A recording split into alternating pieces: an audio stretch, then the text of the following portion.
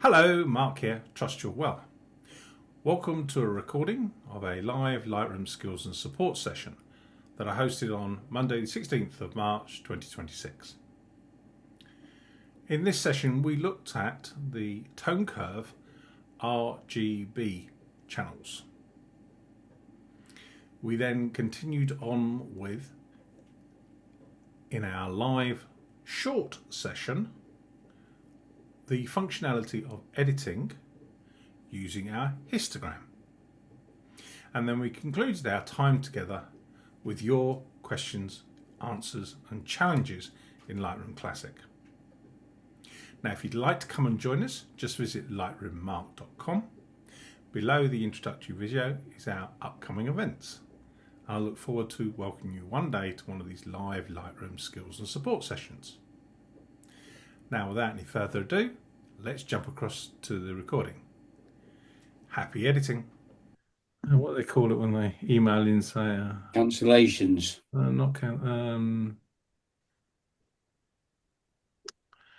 Joan, what's when we used to do the minutes?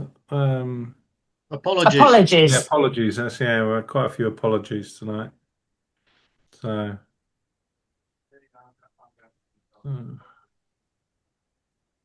But you got a new attendee. A new attendee. Yeah. Oh yeah. It's my little Reuben. Hey, a new one. Hey, come to join us, haven't you? I hope. How do you keep it so quiet and still? He's a foster dog, and he picked him up at about midday today. So he's had a bit of a traumatic day, being handed over. Yeah, and so yeah, he's 6 years old. He's a little dash hound. Yeah. My daughter has one of those. He's 3 and he is absolutely manic. Never stops. Oh, he's been fairly quiet so far, but we'll see. Yeah, that'll be the calm before the storm. Yeah. Get his feet under the table. Having had a couple of puppies, it's quite nice to have one that's a little bit calmer for 5 minutes. Yeah, we've got two Cocker Spaniels. One is 9 months old, so we don't know what calm means.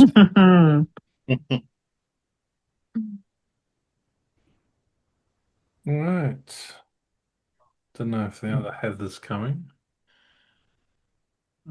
Let's get started. I think we'll be whizzing through this tonight. So yeah, that's everyone except Heather. So see if Heather comes. Evening.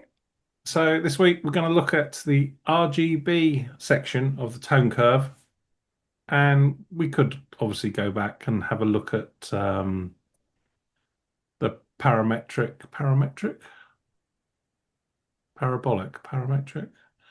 and the point curve in the tone curve. So let's share some screens. Oh, they've moved everything around in Zoom again. I think the more you mess about with the parametric and the point curve initially, the more confusing it becomes. Practice makes perfect, I guess. Yeah, well, yeah, it's yeah, it is practice. You know, as I said about the rule 100. You know, and there's another book that I'm reading about. It's 10,000 hours to be really competent at something. It's the total amount of time you spend. It's about 10,000 hours. As outliners, it's called, the book. It's all the theory of getting good at something. So here I am. I'm in Classic. I've just got some images here in the tone curve. I'm going to press D on the develop to take me into the develop panel. And what I'm going to do is I'm going to reset this. So I'm going to come to my history. I'm just going to clear it all. Let's just have a look at the information. It is a JPEG, this one is. So we can come to the tone curve, and we looked at the point curve last week and the parametric. Is it parametric or parabolic? I can never remember. Parametric, isn't it? Yeah, thank you, David. So we looked at those two, and that is basically exposure, contrast. Okay, so you're adjusting the dark points and the light points of the image. And Jay, we were talking at the weekend. You were talking about using a flashlight. Right, the photons, the number of photons going. Yeah, and that it was, I won't say complicated, but it was an interesting aspect or interesting way of explaining that using a flashlight, the with a dimmer. In other words, yeah, dimming lights or increasing lights yeah. In a room, which we're all familiar with dimmers and lights. So in the point curve, I've just clicked on the curve, and these are values of light. The histogram behind it is how much of that value, how bright the light is or how dark the light is, and how many pixels in the photograph you have.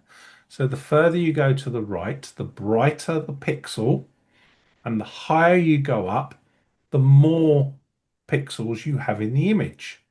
Okay, so if we just take a point, which is here, and I'm just going to go up, the brighter parts of the image, because it's the right side, it's the brighter part of the image, is being increased in value. Okay, so I'm pushing the brighter parts up on the point curve. Okay, and if I use the same point and bring it down, I'm bringing down the tonal value. Okay, I'm bringing down how bright it is. So if I go to the shadows, I'll bring the shadows down. It makes the darker parts in exposure darker. And if I want to move my black point, I can click down the bottom and raise the black point up. So by doing that, you're putting a bit more, so undo that. There you go. So if I bring that up, I'm actually raising the value of black. Okay, so it's a brighter. Okay, and this is a mid-tone. I'm raising the value of the mid-tones. Can you see the bricks? They're getting brighter. So that's what you're doing. It's values of light. Okay, the point curve, you can adjust individual points, and it's 16 points on this line. Okay, with the parametric curve, you're doing a range. So it subtly, like a gradient filter, it subtly adjusts. So the point is more precise, more for people that I would say that have got an understanding of what they're doing. Okay, so let's just reset. There it is. Okay, so I'll reset everything. So we have the R, G, and B. Okay, red, green, and blue, and they're color channels. And I don't know if you can see on the screen. This is red here. Okay, and this is green here. It's the opposite color. Well, it's cyan to be exact. It's the opposite color. So if I take any point along this curve, I am increasing. Can you see how red dress and now the red in the sky? Mm-hmm. I'm increasing the values of red. Okay, so it's going higher towards more red. And if I come down, we're coming towards cyan. Cyan is a mixture of blue and green. Okay, so what does blue and green do? Make the image feel a little bit colder. Okay, and I'm exaggerating the image here. You see it's bluey green in the sky. But these points along the base here is black or dark values, light values, and I'm adjusting the darker values, bringing the darker values down towards cyan or bringing the darker values up. So now his t-shirt is more of a burgundy color. compared to a dark bluey colour, because it's a dark navy blue here. So I could take the pipette, click on his top, and now I'm pushing it, and I'm adding red to that RGB channel, the red channel. I'm adding red to that tonal value. Okay. So it's now gone from, and again, as I say every week, it's not one way of doing something, but the tone curve is really precise, and it's your friend if you subtly use it. So the red, if you go up, you're increasing the value of red, and you're increasing it. You bring it down, you're taking it towards cyan, which is a bluey greeny color. But if we go to the green channel, if we go up, we're going to increase green, as you can see there.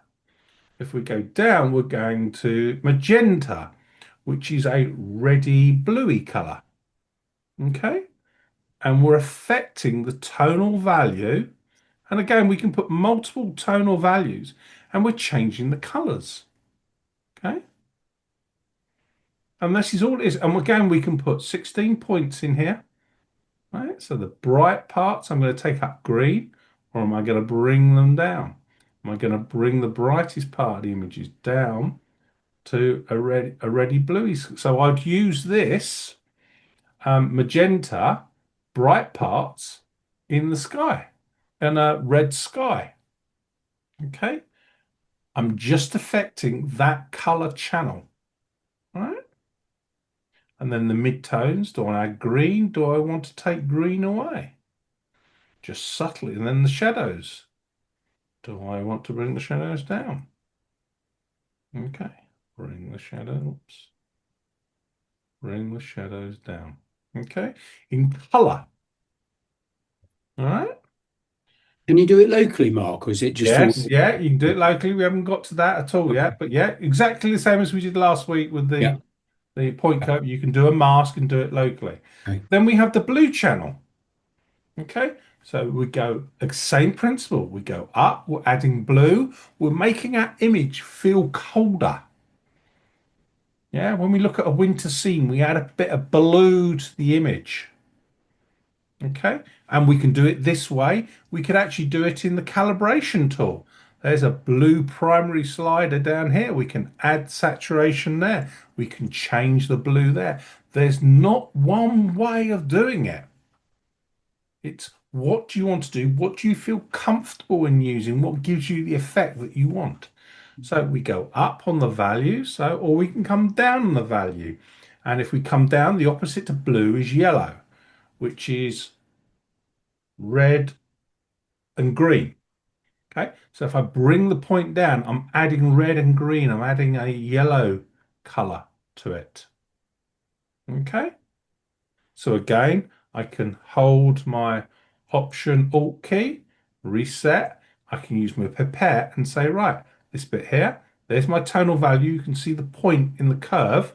So my tonal value here, and I can just bring it down, or I can bring it up. Okay, I can affect the color.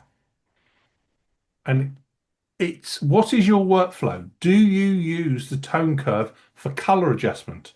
You can do, but there are other tools. There's color mixer, there's color gradient. Okay, which color grading is very much like they do on video. Okay, so the highlights would have a red color. Right, so we can use a finer, and the tone curve, I consider the tone curve really powerful, but really fine adjustments. So it's only small values. Okay.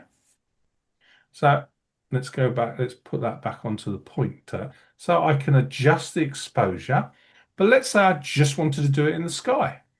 So what we would do is we'd create a mask, a sky mask. There we go. Let's change the color of the mask. Let's just change it to black to show you. Okay. All right, there's my black mask. It's overlaid a little bit there, but it's okay. It's feathered. Okay, so there's my mask. Let's just put it back to green. All right. Take my mask off.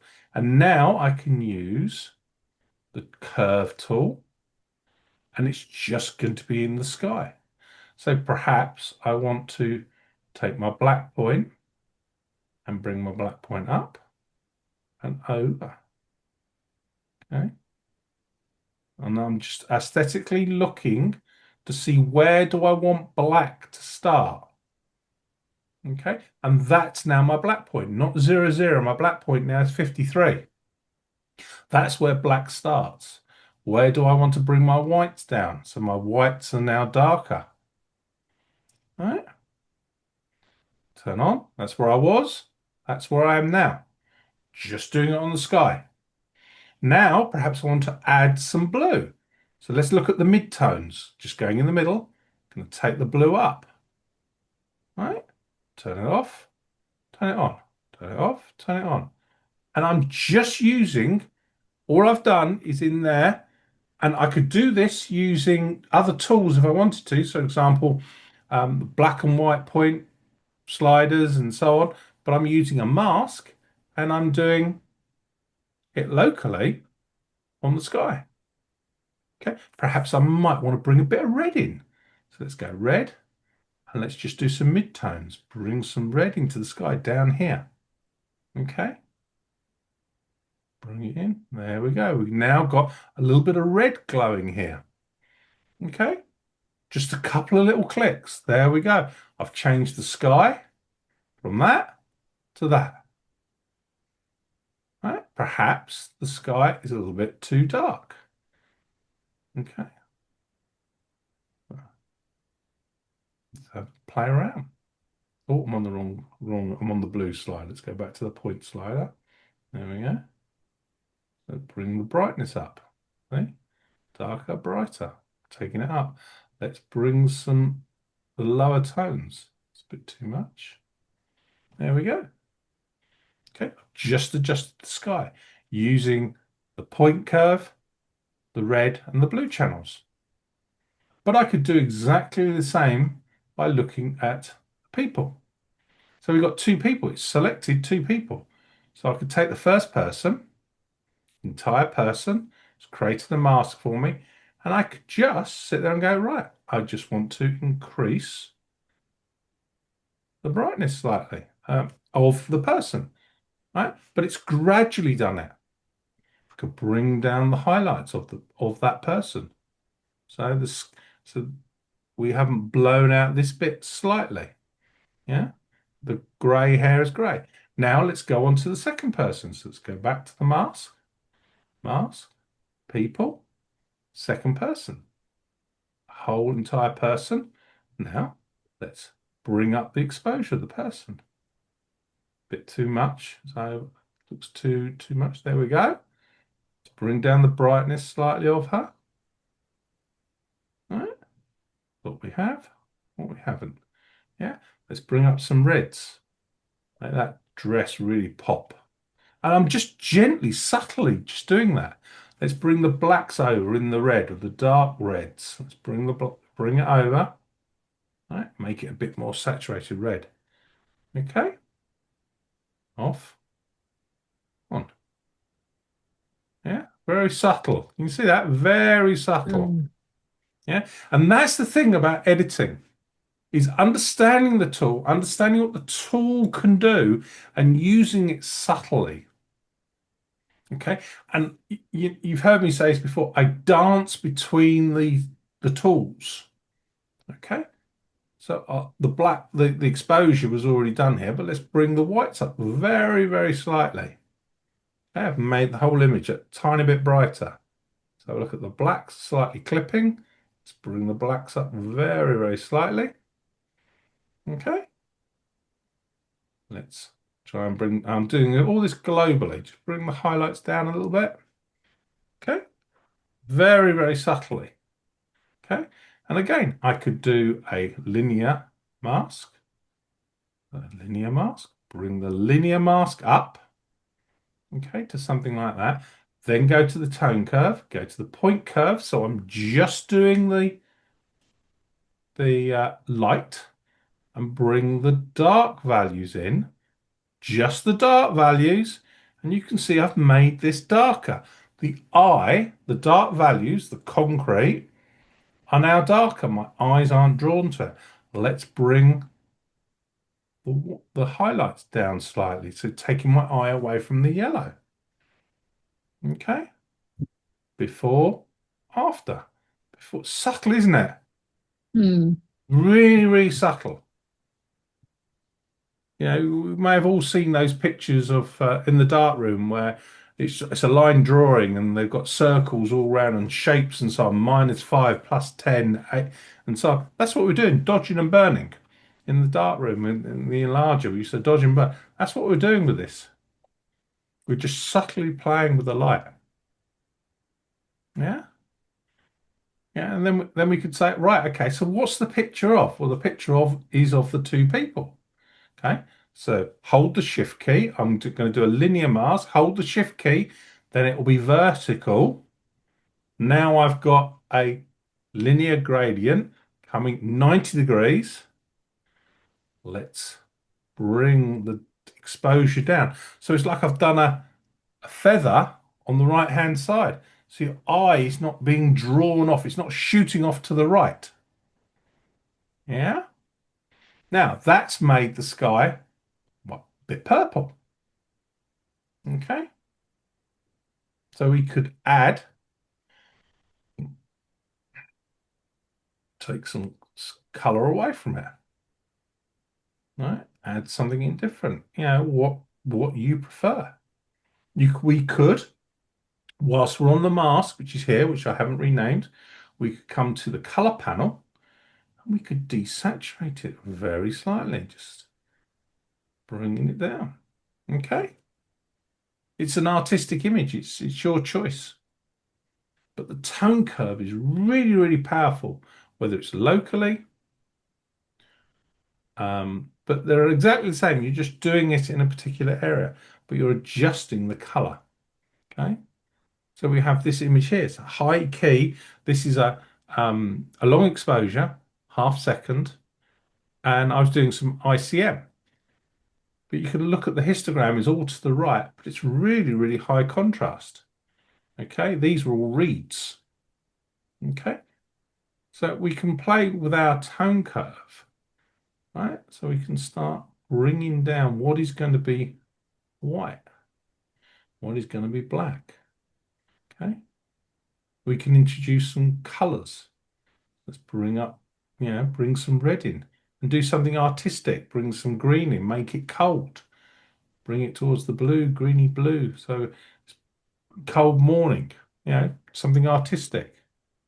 Yeah, go to this one here. Yeah, this is what it was of, but I did a really long exposure, so I blew it out. This was me dancing with right? So I could take the green channel and I could really bring out the greens. If I so wish, I could bring the greens down. Perhaps I wanted a matte type canvas effect and bring those greens down. I could take the black point, bring the black point over. So they're starting to be dark. There's no right or wrong answer. It's what do you want to do, your image? And that's just globally. Yeah. Yeah. So using colors to affect what we look at. Yeah. So the things to remember, it's red against cyan, which is blue and green. Cyan is blue and green mixed together. So if you go up, it goes towards red, comes down, it goes towards cyan. Okay, it's the colors that you're adding of the value of that color. Then you have green, they go up, you're adding green, whether it's a dark green or a bright green. If you're going down, it's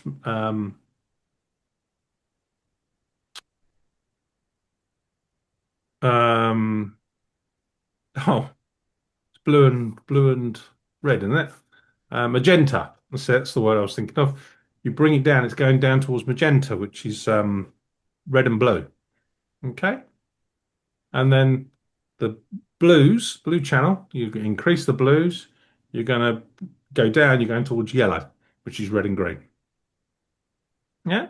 So using the point curve, it's values of blacks and white, contrast. globally, locally, or you can use color channels, increasing colors. Yeah. But there's more than one way of doing it.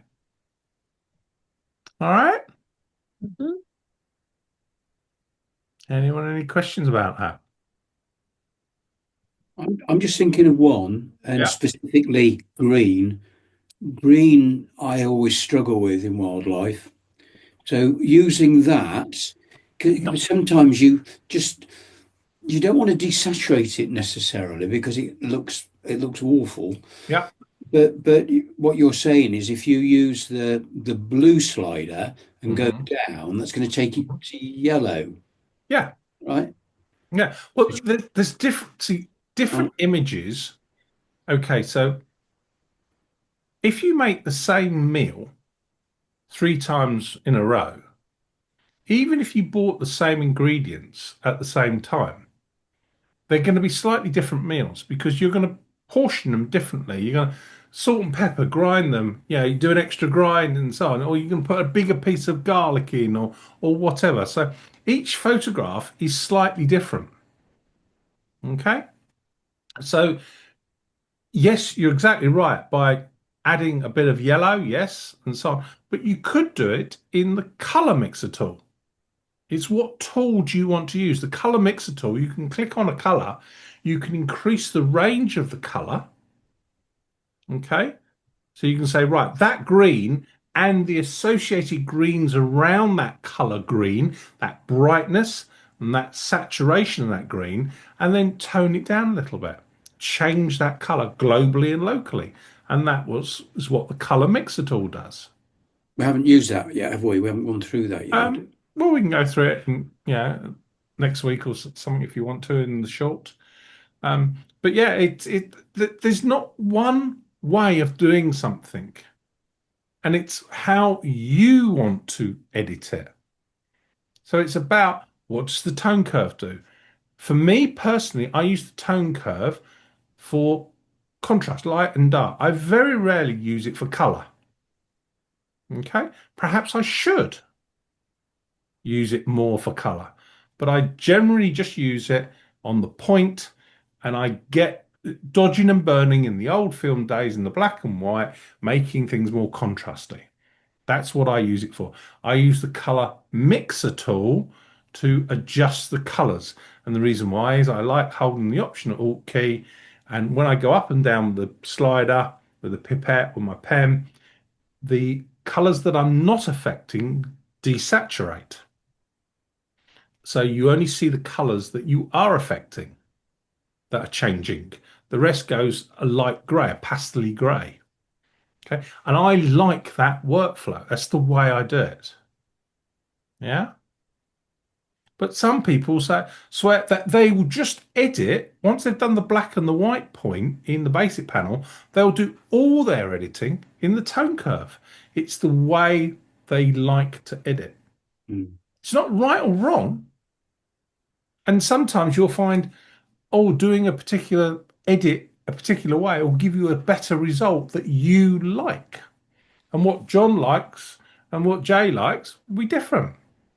And another way of throwing it around, you pick your camera up, and then you can set the saturation point in the camera, so you can tone down the greens at point of capture. So they come out the camera slightly diluted. So you can do that in your camera. All cameras do that. Now you've got the RGB all in the camera, and you can bring down the saturation, you can bring down the contrast.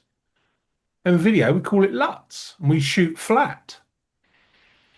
But you can do that, picture profiles on your camera, but you can set your own profile. So, going back to the film days, you can with certain manufacturers, you can either purchase or they're readily available the picture profile for film styles. Fuji, they're ready available. Nikon, they're ready available. And you could even upload your image and say, oh, what would that image look like in Kodachrome 64 color stylization, and it will show it to you. So, there's not one way of doing it. And this is why we shoot RAW, because we're capturing all the data, it preserves all the data, and we edit all the data. Yeah. You all right with that, Jay? Yeah. Yeah. I see you have a friend with you tonight. Yes. Trying to bring the numbers up, are we, tonight? Have they paid? That's a question. One meow, one woof. So yeah, so there's no right or wrong way. It's about the tonal value, how bright do you want it, and you can precisely adjust it. Okay? And you can set the black point in the point curve, you can set the white point, you can increase the brightness, decrease the brightness, whatever you wish to do. And it's a real powerful tool, especially when you start looking locally as well, especially on landscapes. Okay. All right. Well, for this week's, if nobody's got any questions about that? No, thank you. No? Well, I thought this week we'd do something in our short that is an extension of the tone curve, and that's editing using the histogram. So let's share screen, bring that across. So my shooting style,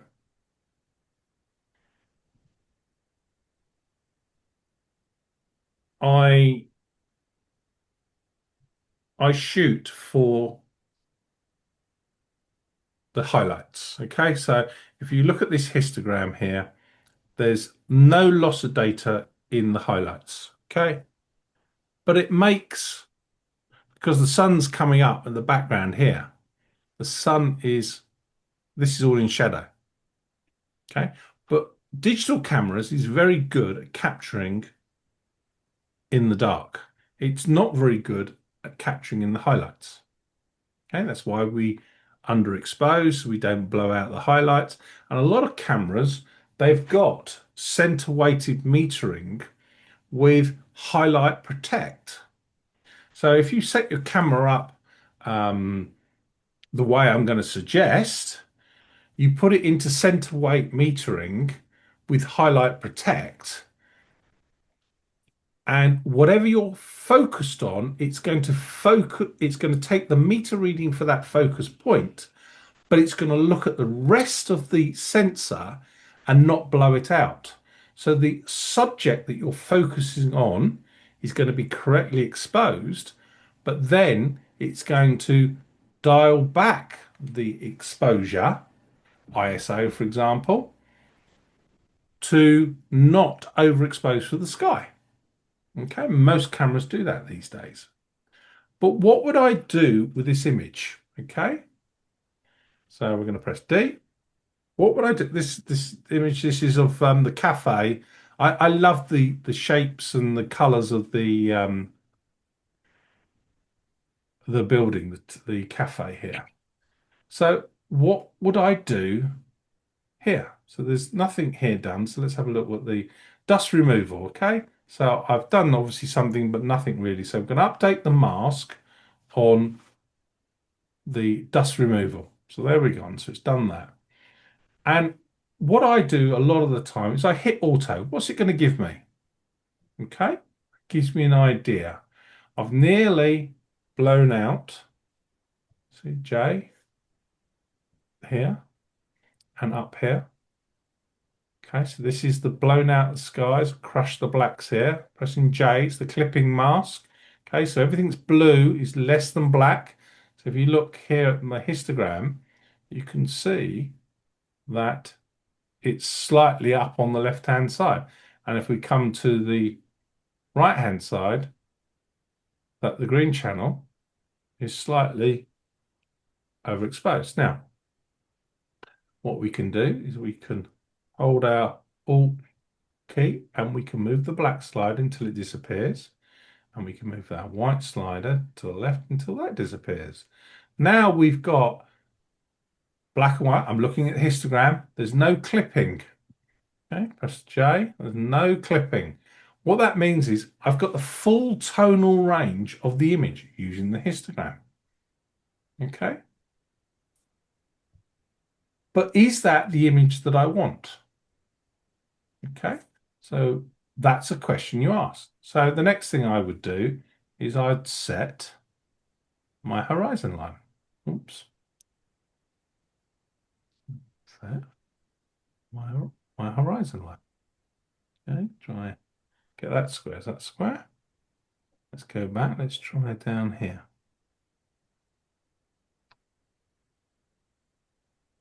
I think it's relatively straight anyway. Yeah, it's relatively straight anyway. So there's my image.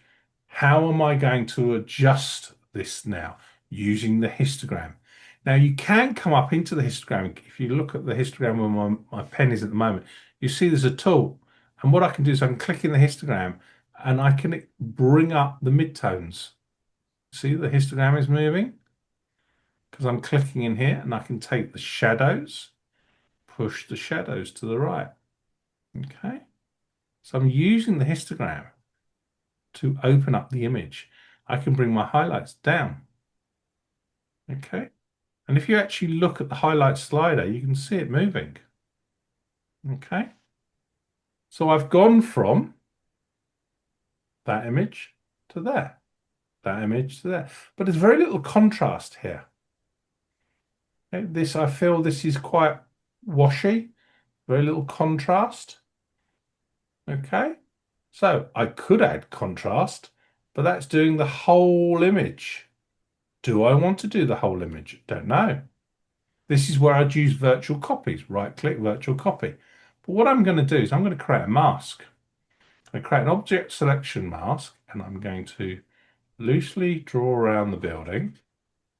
Okay. But I want to include all of this. All right. So hopefully, let's see what it does. There we go. Simple as that. AI has created that mask for me of the building and of the car park. So now I want to introduce contrast, okay, tonal value, contrast just to those areas. I want to make them slightly darker. And let's bring the blacks down in that slightly. Let's take the contrast up. And a lot of times I will just push the contrast all the way and then bring it back into the tonal value that I like. Okay, so I'm just affecting this area. All right, but I'm looking at the histogram. I'm always looking at the histogram. And that's a technical way of adjusting the image.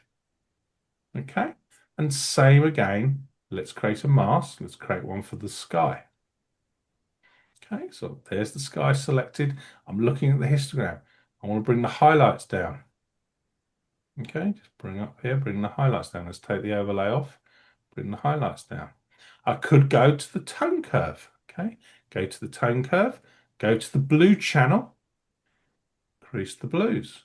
See, a bit more paler. Let's go towards the green side of it, going up towards the blue. Okay, you can feel that the sun's coming this way. Yeah. Okay, I'm still not, you can see the dew on the roof. I'm not altering the narrative of the subject. Let's create a new mask. Let's see what subject selection does. No, don't like that. It's not right. I've created a new mask. Object selection. Let's go to the square object selection brush tool. So let's just create a square around there. Actually, there we go. So now I'm going to go to my tonal values. Bring the blacks down. Let's add some contrast into it. Take some contrast away. There we go. Let's bring some colour into it slightly, because we've got red here, we've got blue here. Let's bring a bit of colour into it. Let's just bring some saturation up. Or I could do it with the tone curve. Go to the tone curve, go to the reds. Bring some red into it slightly. There you go, very, very slightly. Too red, that is. All right, I close my eyes a lot of the time when I do colour. Just moving the point around. This is the value. I'm looking at the bar graph behind. I'm just moving it around, dancing around, give me the colour I want. And when I go, okay, I like that, I close my eyes, just wait a few seconds and open them again. So it's a shock to the eye. All right. So I went from that to that. Okay. Now, I very rarely do a vignette.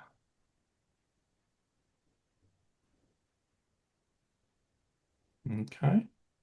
That's my image. Going to invert the image.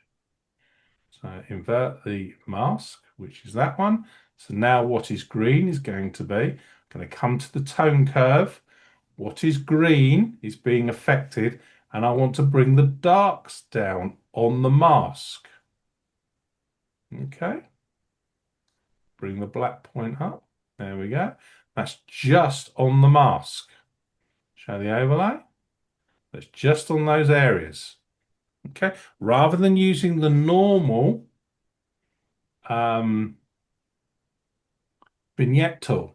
So that's done the color channel. Now let's bring the tonal value down. On the mask, I'm just making those shadows. There we go, that's better. Okay. But I'm using the histogram. I'm always looking at the histogram, even though I've crushed the blacks in those points, because I want your eye leading towards top right-hand corner of the building. Okay. Down here. So that's what I started with, and that's where I've got to. All right. I don't do any vignetting here, very rarely. I now go sometimes to my camera calibration and I just put a bit of blue in. What time? Bit of blue. Just have a look to see. No, not in this case. I'm not going to. Okay. Could put a bit of red because it's sunrise. So have a look at the red hue.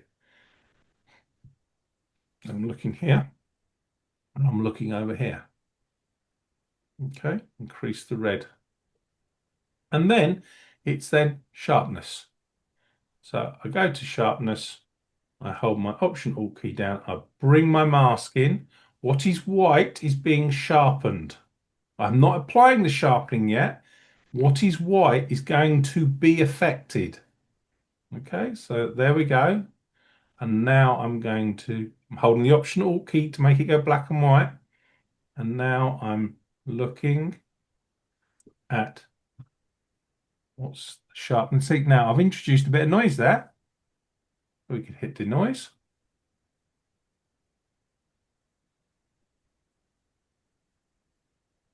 And it will remove the noise.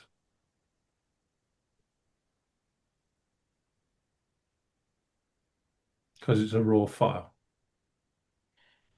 And that was done by the sharpening. I could have used the manual noise reduction. And there we go. The denoise is now gone. The noise is now gone. Okay, I could increase it slightly, I think, to about 55. There you go. Update the mask. Need to update the mask of the dust removal because I've now applied denoise. Denoise should be the first thing you do. And there's my finished image. But I've always looked at the histogram. I'm using the histogram as a point of reference. What do I want to be black? What do I want to be white? Where am I clipping? What's the values?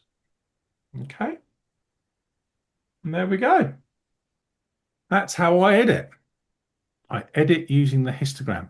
But bear in mind, we looked at virtual copies the other week. I will be doing that. As I go through each step, I'll create a virtual copy. I'll work in a collection with an image and I will go through each step. Do I like that? Yes, I do. Now create a virtual copy. Now continue my editing. Why do I do that? Anybody? You won't lose all the work when you decide that you don't like it anymore. You can just step one back. Yeah, it's easy to go back to a point where I did like it. Oh, I've gone in the wrong direction, or I don't like where I'm taking that image, or I've gone the wrong way. And rather than going back, undo, in the history or Command Z, I actually leave that image there. I leave it there. Bear in mind, a virtual copy is just a line in the database. It's not an extra file. I go back to the image where I was and create another virtual copy and continue on. Yeah. Then when I've finished the edits, I've got all the edits right. I've done it. That's the image I like. I like that image. I walk away for a couple of days, then come back. Yes, I like that. Still like that image. Then I may, most times I do, get rid of the virtual copies that I don't like or the ones that's the best one. And that's the one that then goes on to further in my workflow, greens the color label. Okay. So I keep the original, I keep the master or the final edited virtual copy, and the rest I'll get rid of. Okay. And then what I will do sometimes is I'll stack them. So the virtual copy sits on top of the file, so I see the edited file on top. You can change the order of stacking. Okay, so rather than having, especially with panoramics and HDR and focus stacking, 20 images like that, you put them all on top of each other. And then the final image, the one that's focus stacked or panoramic, you might put to the top. So all the ingredients that you've used to create the image are sitting underneath it like a playing cards. Okay. Yeah. Mm-hmm. All right, so the reason why I've showed you that is for next week. I'm going to do all of that in the tone curve next week to show you what you can do with the tone curve just by editing it with that tone curve. All right. And then David, what we'll do next week in the short, we'll look at the color mixer for you. Okay, thanks. So we'll look at using the RGB changing color, but before I do that, I'll create a virtual copy and then we'll do the same thing with the color tool. Yeah. Because remember, white balance is the color of light upon your subject. The color mixer tool is you're adjusting the colors. You're not adjusting the light upon the subject. Two subtly different things. Yeah. So from a grey day, you'd have flat light. Sunrise, you'll have bright yellow, orange light. Yeah. But there we go. Different way of doing something. Editing using the histogram. Okay. Before you move away from that, can I ask you a question about denoise? Yeah. So with modern equipment these days, the noise is usually less, isn't it? You showed a picture last week of with the wall, the last one that you did, and I think your ISO was 320, where the blacks were crushed. Yeah. You know what I mean? I was just wondering what your views are in terms of whether you just denoise everything regardless, because I don't, and I'm because you can also soften a picture by denoising, can't you? I just wonder whether you just do you do that regardless? The general statement for me is it's a flippant comment. Get it right in camera. You know, we amplify noise in post because we haven't got it right in camera in the first time. So when you take your photograph, look at your histogram through your viewfinder, get your exposure correct. If that's increasing your ISO, so be it. You know, you've got the right ingredient. You've photographed the narrative with the right ingredients. So that to me is always the rule that I try and get it as best as I can in the way of quality and noise in camera. Sometimes, you know, it's a black coal hole and you want to take a picture of a black cat in a black coal hole. So you're going to have to bump the ISO up and it's going to be noisy. So in that instance, I would just these days I just use the auto denoise, as in the AI mask, or the AI tool, and yeah, 9 times out of 10 it is. Would I denoise everything if I didn't capture it right? Yes. But when we edit, when we change pixels, we're increasing the values of noise. So if you've got a dark image to start with, and you know you're going to increase by 2 or 3 stops of light, I would denoise it at the start because I'm amplifying the noise when I edit.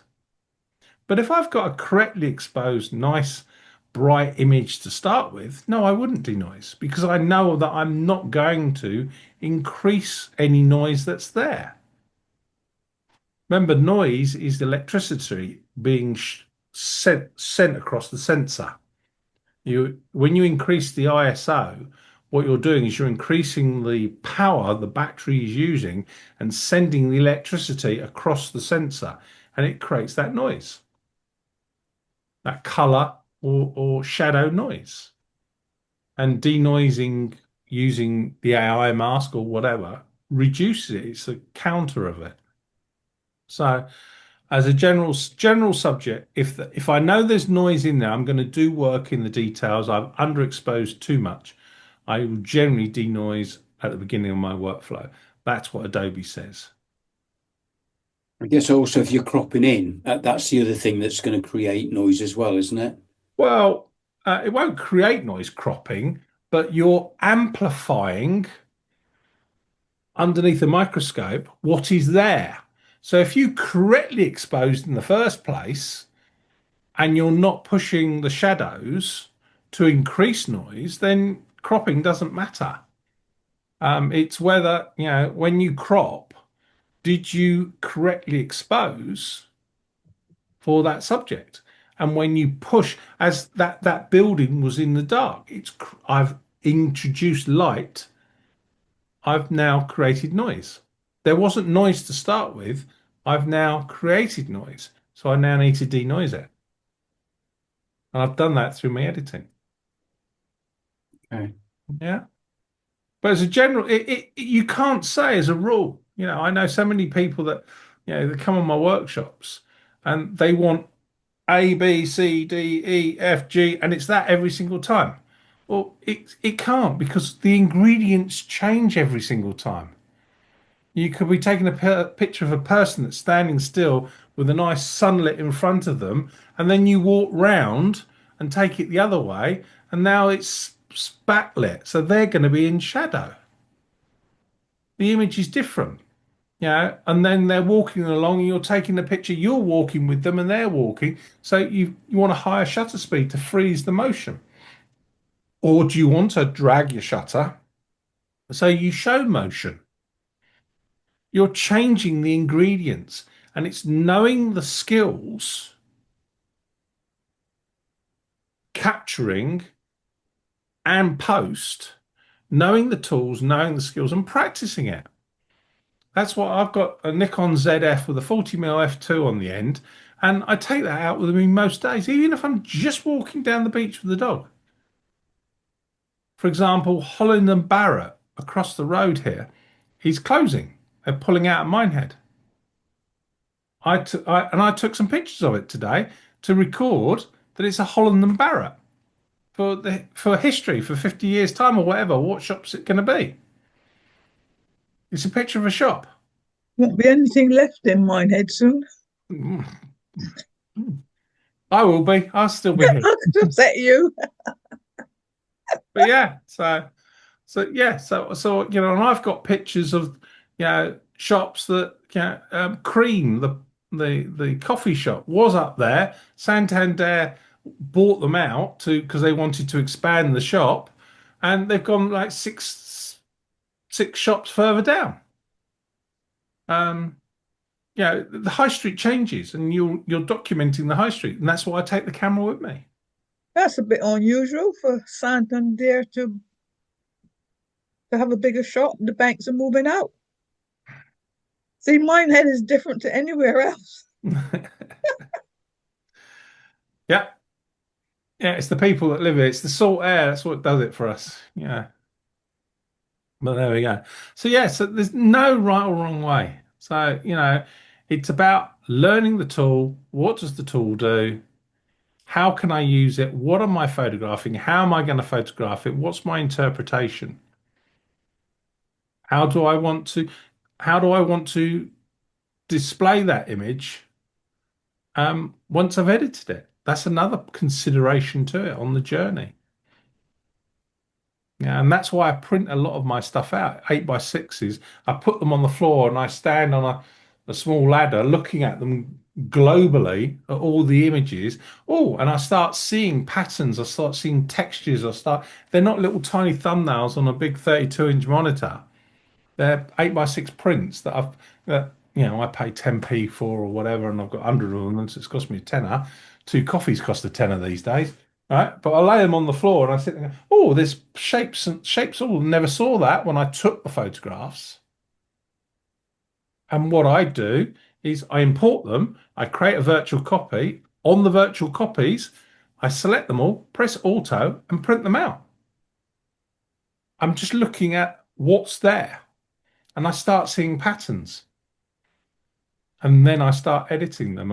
Editing them, sequencing them into a story. And then I start editing them. And sometimes I will have the same image edited 2 or 3 different ways for different stories. I want to emphasize that part of the image, so I'll edit it differently to what I would call an aesthetically pleasing image.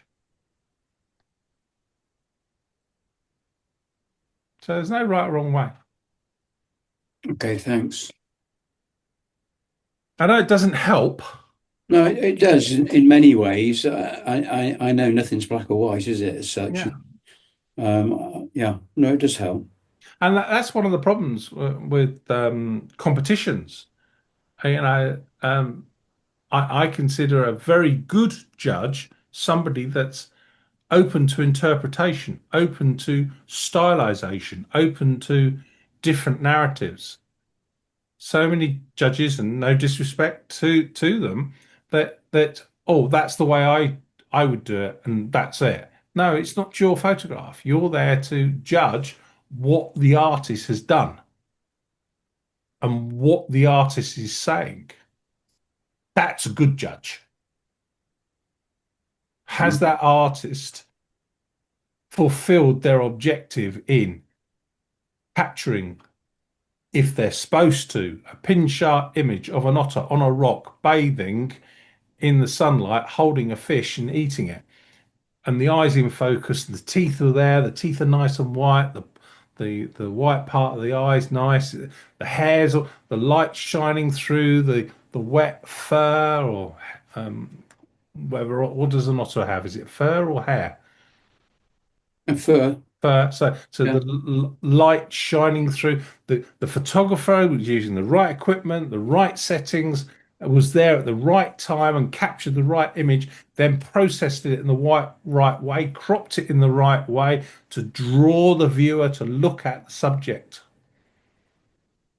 And a good judge will sit there and look at it and go, well, perhaps I would have never taken. They probably wouldn't even say it, but I would have taken like that. But actually, that's an impressive photograph. That's what a good judge does. Yeah, in my opinion, and people will disagree with me. But there's no right way to do something. Is there a camera close to that Minehead, or is it closed up? That closed years ago. Oh, I thought so. Yeah, I've done. So several... where do you go? I'm not. I've tried to re-establish camera clubs, and you got to remember the demographics that are here. It's not a. The demographics are not into camera clubs, so I've tried. I've got 3 venues locally here that that have got prints all up on the walls and so on, and people can sell them, etc. But nothing's really happened of it. So like most camera club, a lot of camera clubs. I used to run one called the Exmoor Camera Club, and we used to go out every month. And then COVID came and so on. We went out every month on Exmoor somewhere for a walk, and it was £10 for the year, and they just paid for the insurance and so on. But yeah, so camera clubs have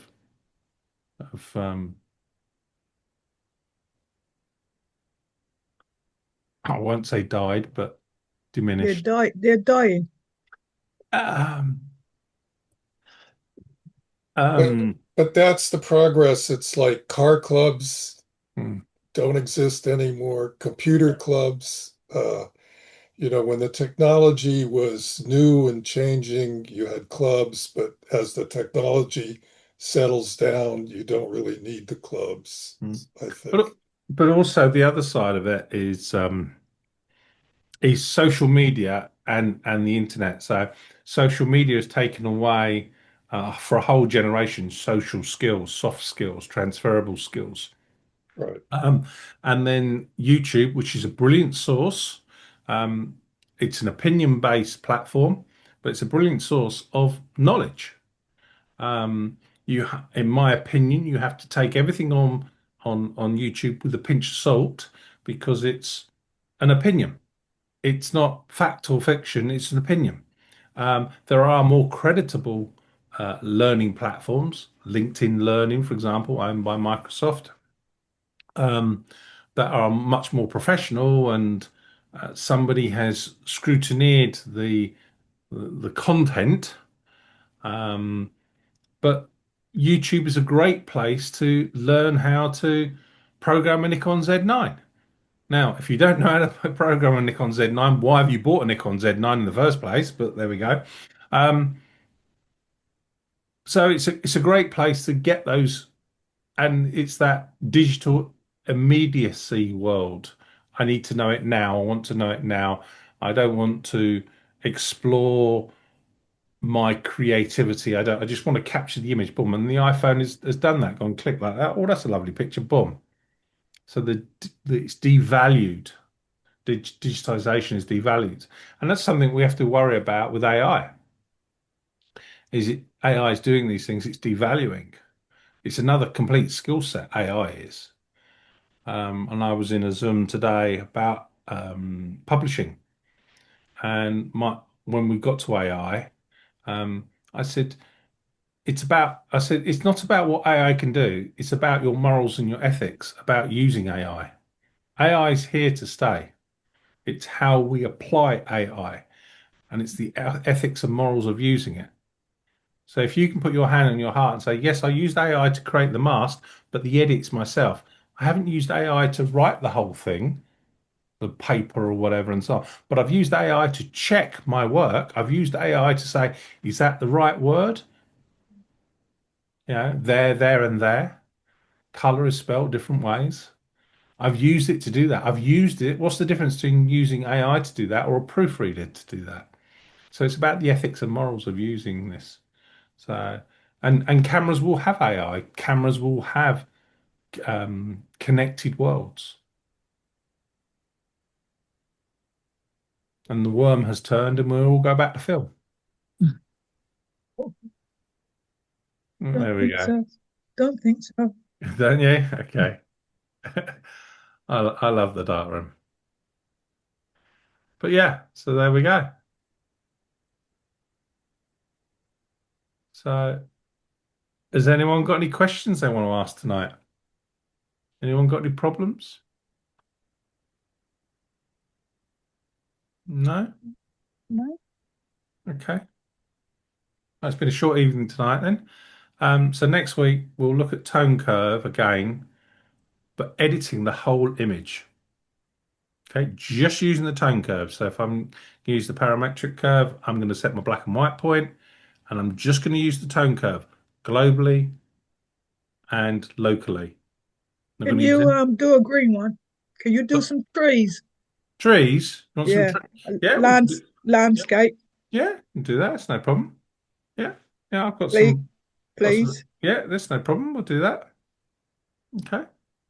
I'll put a collection of some trees and so on. With wildlife in them as well. Yeah, okay. I haven't got many wildlife. If you want, David, if you want to send me one of your otter pictures, we'll do that for you. All right.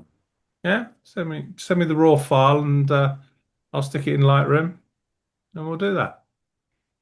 Yeah, But no, yeah, that would be good. Yeah. yeah. Yeah. Okay. So, and again, it's a point of view. That's all it is. You know, when you make spaghetti bolognese, do you put garlic in it or not? It's your choice. Yeah, do you make it with tomato sauce or tomato puree, or do you put a tin of, chop a fresh tomato or a tin tomato? They're your choices. There's no right or wrong answer. And I feel it's so annoying. I feel it's so annoying when people say, you've got to do it this way. No, it's not. It's your photograph. Learn what the tool is, learn how you could use it, and then decide if you want to use it. So you have this toolbox at capture, at importing, at managing, at editing, at sharing, all these tools that you have that you build up the knowledge over time that you can pull against. Oh, I want to do it like this. Oh, that'll be great to see that. And use the presets, use the AI, use the auto buttons to give you ideas. When you look at a picture, look at it and go, oh, how was that edited? I do that so much. Oh, wow, that's a great photograph. I really like that. Why do I like that? Forget the narrative. Why do I like that? What's it been edited like? Oh, that's a bit stand, that's dark. I can see they've done a mask there, and really deconstruct it. Light upon a subject. Yeah. Okay, well, if you've got no answers, very quick night tonight. Well, Heather, I'll find some raw tree images for you, Thank you. and if I can, I'll even go out and photograph a few for you with the dog. You won't be short of trees in mine. Yeah, but they won't have any leaves on at the moment, will they? I've got some images up the tank tracks. There's some in mine head. Oh. Up on the hill. Yeah, I've got loads of the tank tracks. I go up the tank tracks quite a lot, because I write about the concrete that's left there, the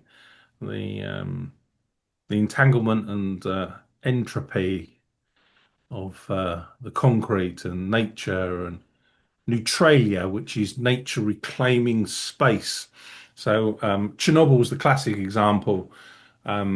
The Russians went in, cleared everything out, put the nuclear power station in, built in communities and swimming pools and schools and doctors and shops and everything and flats and so on. Then obviously the nuclear explosion or accident or incident, and humans have left it. Well, nature's over the 30 years it's now been, something like that. Nature's reclaimed it, and that's called neutralia, where nature reclaims a space that we've abandoned. And that's fascinating to look at why we've abandoned and how nature has regenerated itself, taken the space back over again, and how do we photograph it, and should we photograph it, and why are we photographing it, and then how are we editing it. So absolute fascinating science of morals and ethics. But anyway, okay then, I'll get the recording up tomorrow morning for you, and I will make a note in a second. Trees. And David, if you email me a raw file, we'll edit that for you next week. Okay, yeah. All right. But we'll just use the tone curve globally and locally, apart from the black and white slider if I'm going to use the parametric curve. Okay. Yeah. Thank you. Yeah, thank you. Well, lovely to see you. Have a great evening. Take care all. Thank Bye. you. Bye. Bye. Bye.